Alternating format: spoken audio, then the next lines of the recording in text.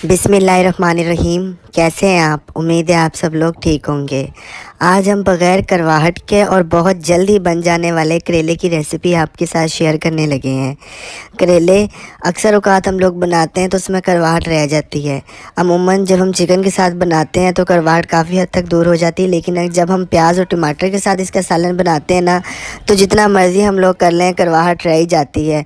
तो आज मैं आपको बिल्कुल झटपट ईज़ी होममेड मसालों के साथ और बहुत सबसे बड़ी बात बहुत जल्दी बन जाने वाली रेसिपी आप लोगों के लिए लेके आया हूँ, जो इंशाल्लाह आप लोग ज़रूर इसे लाइक करेंगे और अपने घर में बार बार बनाएंगे।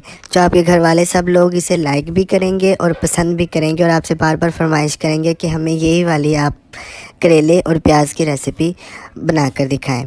तो बग़ैर टाइम वेस्ट किए शुरू करते हैं हमारी झटपट बन जाने वाली करेले और प्याज की रेसिपी अगर अच्छी लगे तो इसे लाइक कीजिएगा, दोस्तों में, फैमिली मेम्बर्स में शेयर कीजिएगा।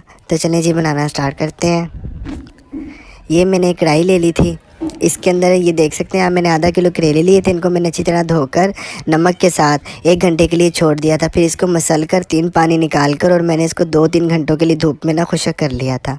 अब एक कढ़ाई में हम लोग घी लेंगे। घी तकरीबन मैंने 1 कप लिया है, क्योंकि इस रेसिपी में घी का इस्तेमाल थोड़ा सा ज़्यादा होता है, क्योंकि इसमें हम लोग प्याज और टमाटर का इस्तेमाल ज़्यादा करेंगे। ये मैंने तकरीबन 1 कप घी लिया है। घी आप देख सकते हैं गर्म हो गया था, आप ऑयल भी ले सकते हैं। तो मैं इनके अंदर ये करेले सारे शामिल कर दूंगा और इन्हें लाइट गोल्डन ब्राउन आने तक फ्राई करूंगा। करेलों को हम इसी स्टेज पे हम लोगों ने बिल्कुल लो टू मीडियम फ्लेम पे ही इसको फ्राई करना है। ना ज़्यादा आँच हमारी लो होनी चाहिए, ना ही हमारा फ्लेम ज़्यादा हाई होना चाहिए, क्योंकि ज़्यादा हाई हो जाएगा तो ये इनका कलर जल्दी चेंज हो जाएगा और करवाहट इसकी दूर नहीं होगी। लेकिन अगर हमारा बिल्कुल लो फ्लेम होगा तो इसकी नरम तो रह जाएंगे, लेकिन करवाहट फिर भी रह जाएगी। तो यहाँ पर तकरीबन आप देख सकते हैं मुझे काफ़ी देर हो गई थी इसको, 5 से 6 मिनट। तो इसका देखें खासा कलर आ चुका है, लेकिन हम लोगों ने थोड़ी देर इसे और पकाना है ताकि इसका कलर है ना अच्छे से गोल्डन ब्राउन हो जाए। ये आप देख सकते हैं जैसा कलर मैं चाह रहा था बिल्कुल वैसा आ चुका है, बिल्कुल एक गोल्डन ब्राउन हो गए हैं। अब इनको हम किसी भी डिश में या किसी भी बाउल में हम लोग इनको निकाल लेंगे, सारे करेलों को जो हम लोगों ने किए हैं। ये देख सकते हैं मैंने सारे करेले निकाल लिए हैं। अब इसी ऑयल के अंदर हम लोगों ने ये आधा किलो प्याज लिए थे, जिनको मैंने रफली चॉप कर लिया था। आधा किलो करेले हैं और आधा किलो प्याज है। इन प्याज को हमने सिर्फ 2 से 3 मिनट हल्का सा मिक्स करना है, ठीक है। इनको बिल्कुल भी सौते भी नहीं करना, ना बिल्कुल ब्राउन करना है, बल्कि हल्का सा इसका ना स्मेल ख़त्म करनी है, जो 1 से 2 मिनट में हो जाएगी। ज़्यादा हम लोगों ने प्याज को नरम नहीं करना, वरना रेसिपी ख़राब हो जाएगी। जी, ये देख सकते हैं यहाँ पे मुझे 2 से 3 मिनट हो चुके थे प्याज को। इसी स्टेज पे हम लोग बाकी जो स्पाइसेस हैं वो ऐड कर देंगे, जिसमें मेरे पास हाफ़ टी स्पून लाल मिर्च है। हल्दी मैंने ली है 1/4 टीस्पून। हल्दी 1/4 टीस्पून मैंने ली है। और जो धनिया है वो मैंने 1 टीस्पून भरकर लिया है। धनिया की क्वांटिटी थोड़ी ज़्यादा ली है मैंने, ठीक है। और जो नमक है वो हस्बे ज़ायक़ा है। इसी स्टेज पे आपने नमक थोड़ा सा कम रखना है, क्योंकि हम लोगों ने करेलों पे भी नमक लगाया था, तो उसमें भी थोड़ी सी नमकीनपन होगा। तो इस तरह अगर हम ज़्यादा डालेंगे तो ज़्यादा ना हो जाए। बस ये 2 से 3 मैंने ड्रॉप इसके पानी के लिए हैं, 2 से 3 स्पून पानी के लिए, ताकि मेरा मसाला ना जले। इसको हल्का सा मिक्स करके 2 मिनट के लिए मैं छोड़ दूँगा, ठीक है। यहाँ पर 2 से 3 मिनट हो गए थे। ये देख सकते हैं आप कितने मज़े के हमारे जो मसाला है वो रेडी हो चुका है। और देखिए खासा इसने घी भी छोड़ दिया है, ये देख सकते हैं आप। ऑयल इसने छोड़ दिया और मसाले का जो कच्चापन था ना हल्दी का और लाल मिर्च वगैरह का, वो भी दूर हो गया। इसी स्टेज पर मैंने ये 4 अदद दरमियाने साइज़ के टमाटर लिए थे, जिनको मैंने मोटा मोटा ऐसे रफली काट लिया था। टमाटर मैंने 4 अदद लिए थे। अगर आपके पास बड़े साइज़ के हो तो आप 2 भी ले सकते हैं। टमाटर डालने के साथ मेरे पास ये 4 अदद हरी मिर्चें, जिसको मैंने 4-4, 5-5 हिस्सों में काट लिया था, ये भी इसके अंदर हम ऐड कर देंगे। अच्छा, टमाटर और हरी मिर्च डालने के बाद हल्का सा मैंने इसको मिक्स करके 2 मिनट के लिए मज़ीद फिर छोड़ देना है, ताकि जो हमारे टमाटर हैं वो अच्छी तरीके से टेंडर हो जाए और इन्हीं में प्याज है वो भी अच्छे से टेंडर हो जाए। तो जी यहाँ पे मुझे 2 से 3 मिनट हो चुके थे। मैंने फ्लेम बिल्कुल लो पे इनको रखा था।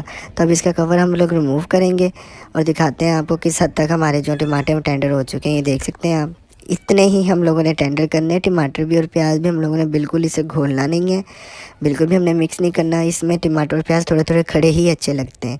ये आप देख सकते हैं टमाटर मेरे काफ़ी हद तक टेंडर हो गए थे। इसको मज़ीद 1 से 2 मिनट में और हल्का सा ना पका लूँगा, ताकि टमाटर जो मज़ीद थोड़े से ज़्यादा खड़े में वो थोड़े थोड़े और बैठ जाएँ।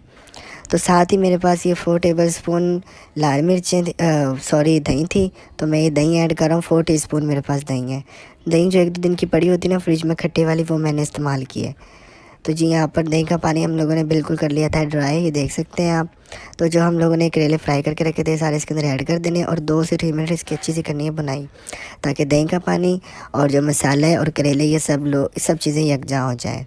ये देख सकते हैं आप, यहाँ पे मुझे तकरीबन 2 से 3 मिनट हो गए थे इसको अच्छे तरीके से भूनते हुए। तो जी अब यहाँ पर हमारी करेले की जो आज की रेसिपी थी अल्हम्दुलिल्लाह डन हो गई है। लेकिन मज़ीद मैं इसको 2 मिनट के लिए छोड़ दूँगा बिल्कुल लो फ्लेम पे, दम पे, ताकि जो करेले हैं इसमें थोड़ी सी जो थी ना कच्चापन वो दूर हो जाएगा और मज़ीद जो ऑयल होगा वो निखर के उसके ऊपर आ जाएगा। यहाँ पर 2 से 3 मिनट हो गए थे मुझे, तकरीबन मैंने लो फ्लेम पे रखा था इसे, बिल्कुल दम वाले फ्लेम पे 5 मिनट के ही रखा होगा। तो जी आज की रेसिपी हमारी अल्हम्दुलिल्लाह बन के तैयार हो गई है। उम्मीद है आपको मेरी आज की रेसिपी अच्छी लगी होगी, पसंद आई होगी। अगर मेरी रेसिपी अच्छी लगी हो तो आप इसको लाइक कीजिए, अच्छे अच्छे कमेंट्स कीजिए, फैमिलीज़ में, ग्रुप्स में, फ्रेंड्स में शेयर कीजिए।